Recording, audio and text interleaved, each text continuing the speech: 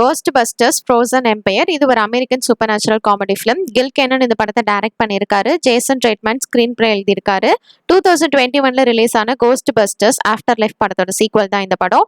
Cost busters பிரான்ச்சைஸோட 5th film இது. இந்த படத்துல Paul Rudd, Carrie Coon, Finn Wolfhard, McKenna Grace, கெலஸ்டோவோ கார்னர், லாகின் கேம் லீட் ரோல்ல நடிச்சிருக்காங்க. இது ஆஃப்டர் லைஃப் முடிஞ்சு 3 வருஷம் அப்புறம் நடக்கிற ஸ்டோரி. ஒரு ஏன்ஷியன்ட் பேய் வெளியில வந்து இந்த உலகத்தையே ஐஸா மாத்த நினைக்குது. அதை தடுக்க பழைய கோஸ்ட் பஸ்டர்ஸ் டீமும் புது டீமும் சேர்ந்து ட்ரை பண்றாங்க. அப்போ என்னெல்லாம் நடக்குதுன்னு சொல்றது இந்த ஃபிலிமோட ஸ்டோரி. இந்த ஃபிலிம்க்கு Columbia Pictures, Ghost Corps, Bron Creative, Right of the Way Films சேர்ந்து ப்ரொடியூஸ் பண்ணியிருக்காங்க. சோனி பிக்சர்ஸ் டிஸ்ட்ரிபியூட் பண்ணியிருக்காங்க.